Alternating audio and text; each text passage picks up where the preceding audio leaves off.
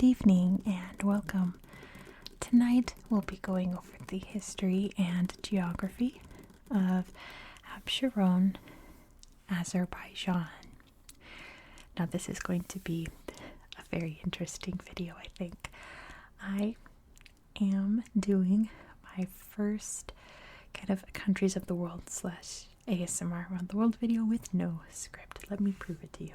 This is my script for Absheron, Azerbaijan.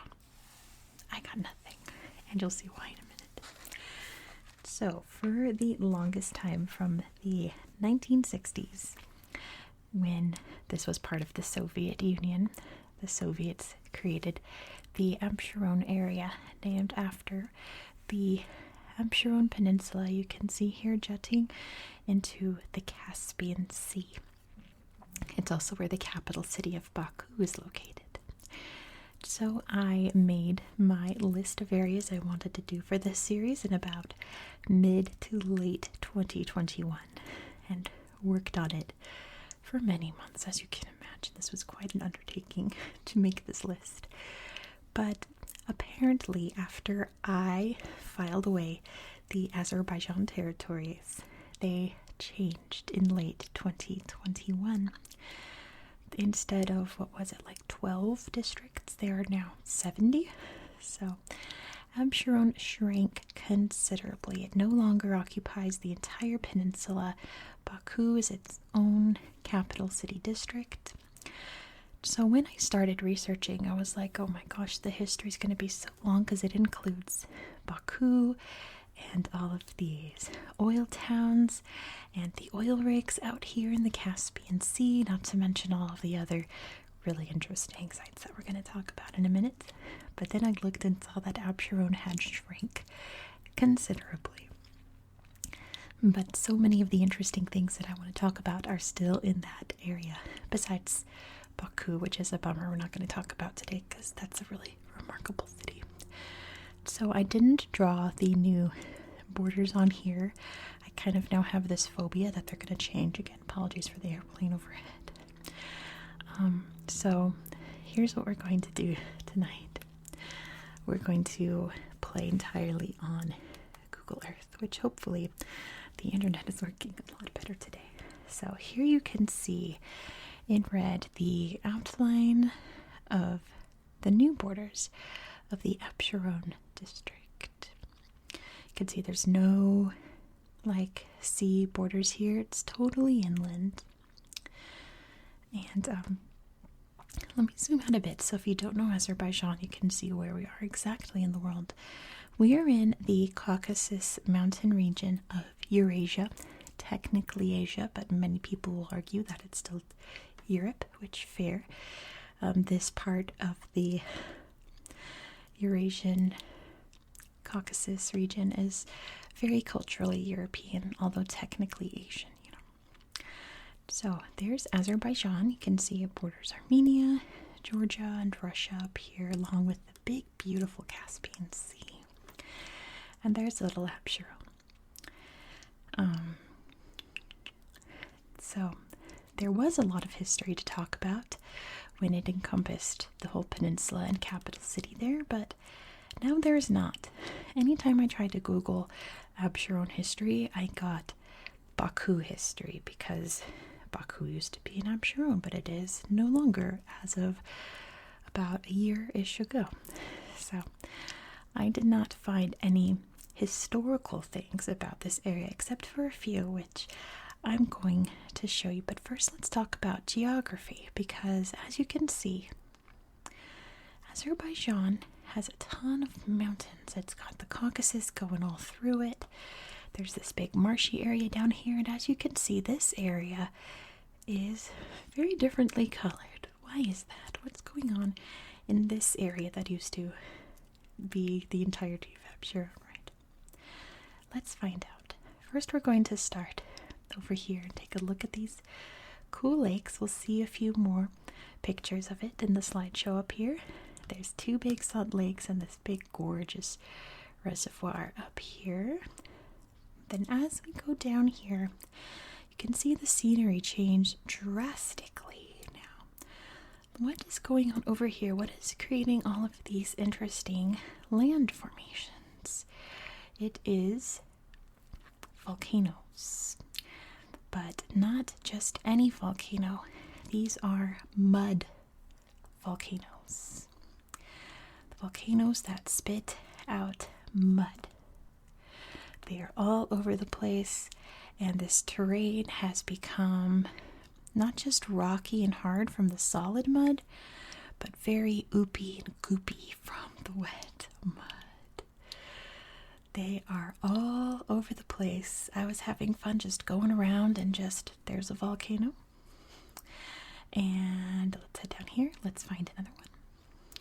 Let's see. Don't disappoint me. There's a big one right here. Huge. And the only other site that I want to talk about in this area is the Azerbaijan Rock Art cultural landscape, which is a UNESCO World Heritage Site. So we'll talk about that in a minute, but let's take a look at the rock art here. So this is really where the history of the area begins, right? Because our ancient ancestors are out here in this rocky, oopy-goopy terrain and making some very interesting art. There's a blobby mud volcano there, and you can see all the dried mud around it, right? So let's see. There's some really amazing rock art here. Look at this. What do you think that is? Like, it looks kind of like a spine or even like a big canoe or something. There you can see like a big horse, and here's a big ox. You can see its horns. Maybe even an auroch. I don't know if aurochs lived in this part of the world. Some very old stones here. A big old cave in here, perfect for shelter back in those times. Ooh, very steep little ravine, maybe canyon. Looks very treacherous. Big old chunk of rock missing. It looks like it's kind of deliberately carved out, doesn't it? That's not a rock. There's a viewpoint out here. You can look at the sights. Some very old buildings with a fire burning. Keep that in mind. That's going to be important later. Let me actually center this for you. Sorry about that. Some more beautiful. You can see some erosion in these rocks. And look at this. They've made a little village with our ancestors there to see how our ancestors used to live in this area. I bet that's like a little muddy spring there. The beautiful view out from this hills. Very cool, very cool. It looks like you can kind of see the Caspian Sea in the distance there a little bit. Let's see here. Azerbaijan, Azerbaijan Rock Art. We don't have to look at the Academy Awards. I'm obsessed with the Academy Awards, by the way. I'm very excited for this year. Let's read about the Azerbaijan Rock Art cultural landscape. Azerbaijan Rock Art cultural landscape covers 3 areas of a plateau of rocky boulders rising out of the semi-desert of central Azerbaijan, with an outstanding collection of more than 6,000 rock engravings, bearing testimony to 40,000 years of rock art. The site also features the remains of inhabited caves, settlements, and burials, all reflecting an intensive human use by the inhabitants of the area during the wet period that followed the last ice age, from the Upper Paleolithic to the Middle Ages. This site, which covers an area of 537 hectares, is part of the larger protected Azerbaijan Reservation. There's a really cool picture of the rock art here. You can see where it's located in the world there. And let's read this real quick. The outstanding universal value. Azerbaijan has outstanding universal value for the quality and density of its rock art engravings. For the substantial evidence the collection of rock art images presents for hunting, fauna, flora, and lifestyles in prehistoric times, and for the cultural continuity between prehistoric and medieval times that the site reflects. Let's take a look at some more pictures here in the gallery. Let's see all real quick. And some incredible ones here. Look at that. Very, very cool. There's the big bowls. Look at this.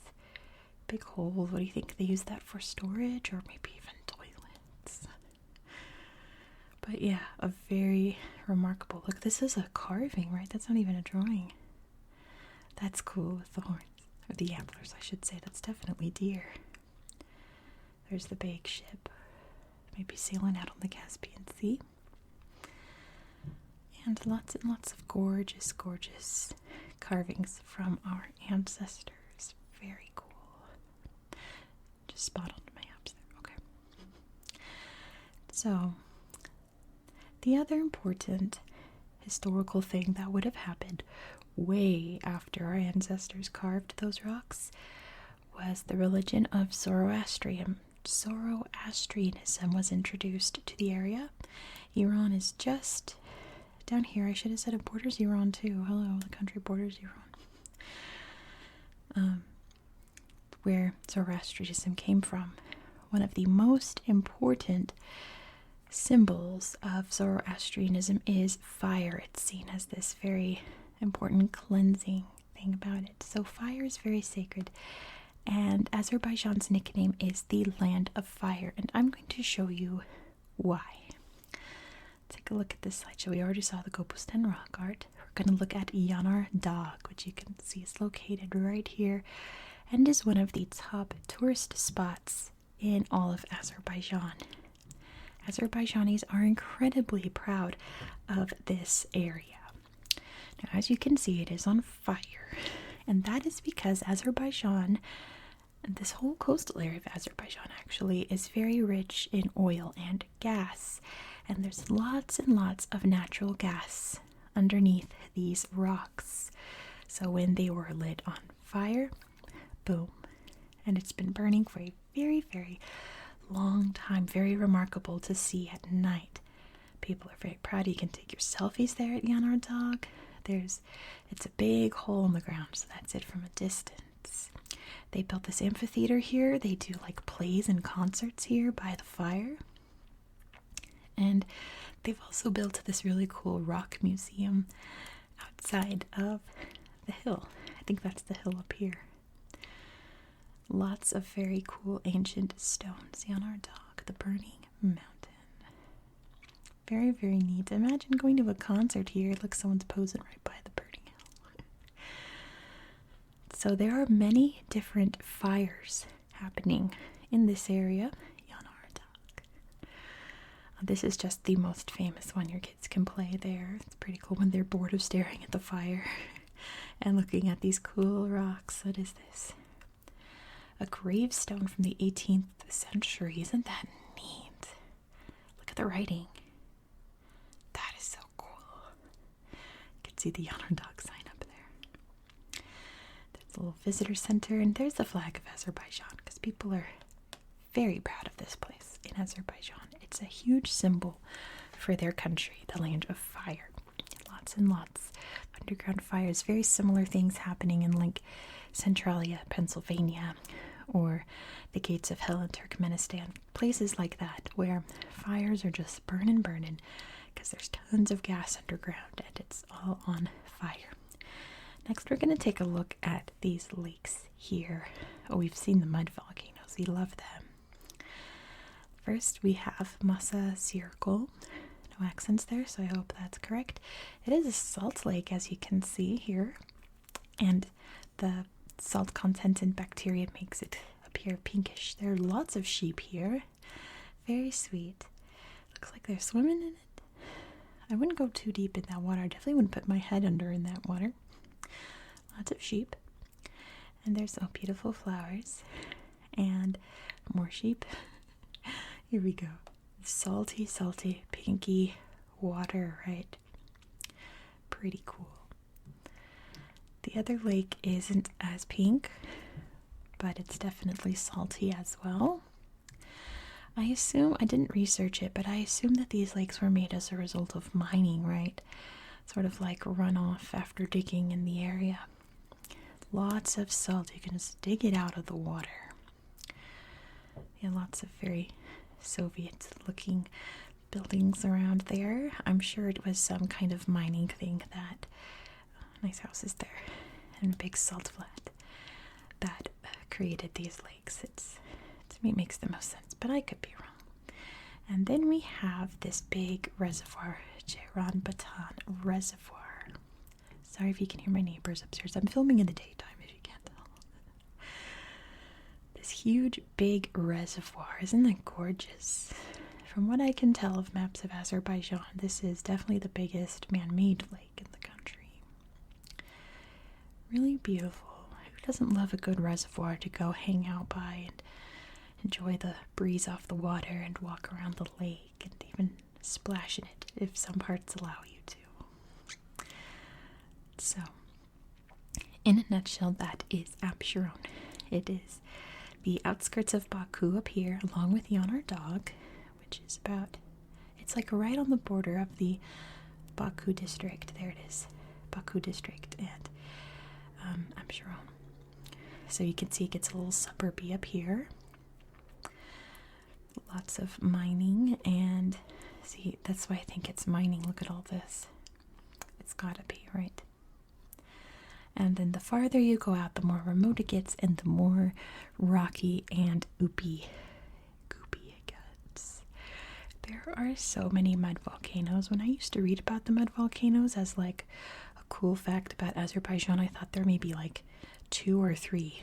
But no, there are a lot. Like, they're just all over the place. Look at that agriculture there. They're just all over the place. Like, you can't throw a rock here without hitting a mud volcano of some kind. Isn't that neat? Haydar Park. Thanks. It's because of you that you ruined my plans of talking about Baku today. Thanks, Haydar Aliyev. But it looks like I'm getting too far out. Let's take a look at some villages in here. I haven't looked at these. There's a big goopy volcano right by this village. And boom, there it is. So, not a lot of people live in this area, as you can imagine. It is, yeah, there's not much you can do in this landscape, huh? All oopy goopy, or dry and crumbly and rocky. All muddy. Whether dry mud or wet mud. But I think it's a really remarkable landscape, and just visiting it, you can see some amazing places in Azerbaijan without even stepping foot officially into the capital city. There's another one over here. Another big gooper. Look at all that mud. Yuck. You know it's all sticky and hot too. It's sticking to your shoes and all that. So basically that is it for tonight. Very different, totally unscripted, but it's a neat place that I didn't need to take notes for because everything is just so cool. It's just in my head. So that is all I wanted to discuss about Absheron tonight. Like I said, not a lot of history. The history is now completely surrounding Absheron. The middle, it's just mud and fire, which is still cool nonetheless. But that's going to be it for tonight. Thank you so much for watching. If you wanted some good capital city content, be sure to check out the next one. We're going to be going to the United Arab Emirates and hitting up our first capital district of the series. So be sure to subscribe so you don't miss out. Thank you so much for watching. I do hope that you found this video relaxing and educational, and I hope that you have a very good night. Good night.